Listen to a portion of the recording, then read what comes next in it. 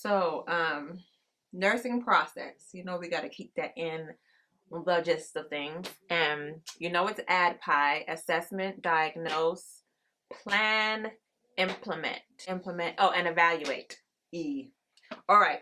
So assessment wise, let's talk about it. All right. So first of all, we're going to have to get their history, honey. Okay. We need to know what's going on with them. All right. We need to get we need to get a thorough medical history, because the cause of delirium is often associated with medical illness, right? Alcohol and other drugs. So we need to obtain a thorough medical history to see what's going on here, because it's not looking right. It's not looking right now. We're going to look at their general appearance, their motor behavior, um, if they have a disturbed psychomotor behavior, maybe possible speech problems. We're going to check out their mood. Like I said, we have the extremes, right? If they have the extremes, whether it's hypoactive or hyperactive, it's a problem. We need a medium. And if it's both, it's a problem too. All right? And the family member might tell us about the different mood swings. They might not tell us, but if we ask, the wife, or we ask the daughter, they might be able to lead us in the right direction when it comes to these mood swings, because maybe the individual themselves don't even know that they have these mood swings. Who knows, Let's see here. The main thing we need to look at, I would say, is, do they have an altered level of consciousness? Do they have an altered level of consciousness that fluctuates? So it's up and it's down, it's up and it's down, it's not consistent. We can compare between delirium and dementia. Dementia doesn't fluctuate. So that's the key piece when you're looking at the difference between dementia and delirium. You want to look at that level of consciousness and see if it's fluctuating. Is it going up and down, up and down? All right, because if it is, then that would really steer towards the delirium side and not the dementia side, because with dementia, altered level of consciousness does not fluctuate. Attention deficits, like I said, very fidgety, agitated. We need to look at that. Judgment and insights are often impaired, so they can't really judge right. Of course, if you're not in the right mental status, then you're not going to make the right judgments.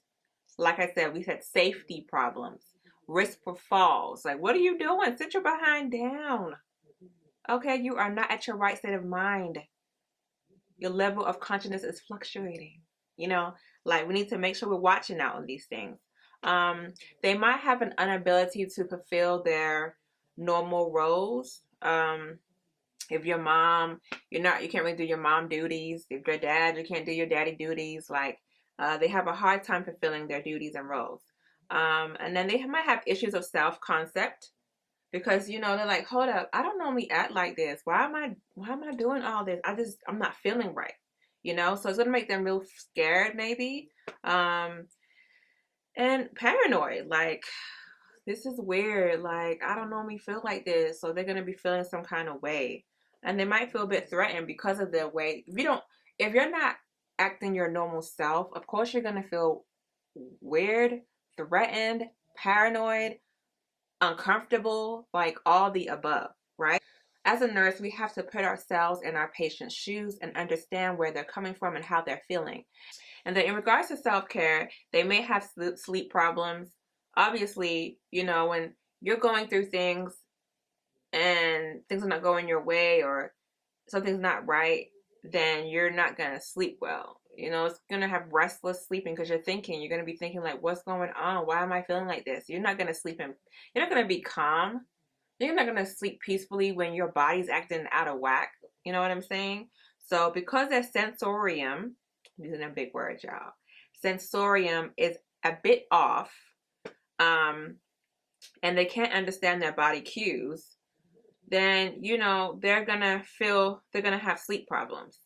And then you gotta think about it, like, to understand it more, like, think about whenever you're feeling something, like you wake up one day and you're just agitated and you're just mad and you're just annoyed and you don't know why. You can't really get to the point as to why that is, but something isn't right. That's kind of like probably how they're feeling. Like, I know something isn't right. I don't know what it is, but I know this is not how I usually am. You know what I'm saying? So uh, be looking at that while doing your assessment and find out if they're having those type of feelings while doing the assessment.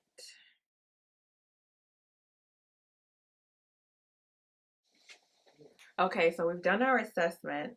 And so what we need to do now, after assessment, diagnosis. So we need to diagnose this problem. So what kind of diagnosis can we give to somebody who has delirium? A nursing diagnosis. Um, and so we have risk for injury. Remember we said that their level of conscious fluctuates, so that they're not in the right state of mind, so they're fall risk, right? So that would be one thing. Um, Acute confusion could be another nursing diagnosis. And we say acute confusion because it happens suddenly, right? Unlike dementia, that is a chronic confusion, which happens gradually. And then outcome identification. What do we want to do for this patient? So obviously, we don't want them to hurt themselves, freedom from injury. And then we want to go ahead and increase orientation or orient them to reality. We don't want them to be zoned out or anything like that. We need to have them in reality. Don't want them hallucinating. We want them in the here and the now, right? So that will be what we want to get done. That's our plan, right? So how do we do this? What are we going to do? So we're going to have to be careful because we're trying to prevent the patient from hurting themselves. So we're going to go ahead and promote patient safety. That's the implementation that we're going to do. We're going to intervene by promoting patient safety. We're not going to want the patient to take responsibility for their actions. We're going to put limits on specific activities that they do so that way they don't hurt themselves. And we're going to explain to them why, so that way they can be more at ease as to the reason why we're doing these things. We're going to assess them frequently because obviously the level of consciousness fluctuates. So we need to check and make sure that they're okay and making sure they're at a safe state. Behavioral wise, because even so, when it comes to their level of consciousness and how they're thinking, they can also have behavioral changes. Like I said, we have extremes going on here, whether it's really agitated, maybe very angry, or really shallow, no energy at all, hypoactivity. We need to make sure that we assess them frequently to make sure that they're safe.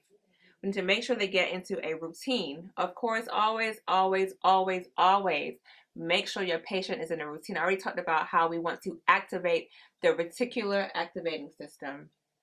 Sorry, on my phone. And in order to do that, we want to make sure we set a routine. That way we're giving them sensory stasis as of what they're normally used to, right? What else? And we're going to give them very good, clear instructions. We're not going to say too many sentences. Keep it nice, short, and precise because they're already having issues processing information. So let's keep it nice and short. Reorient them to time, place, and date. Reduce anything that may cause sensory overload. Lower the lights. Decrease the sounds. Maybe just reduce the activities. And all, we're going to just promote patient safety and speak in a low, clear voice. We're not going to yell at anybody, none of that, because that is very annoying, in my opinion. You don't want to be yelled at, so we're going to yell at anybody else. That's not a good thing. That causes you to be aggravated. We're trying to make this a calm situation, okay? And we're going to promote sleep, whether we're going to give them medication for sleep or give them music to help with sleep.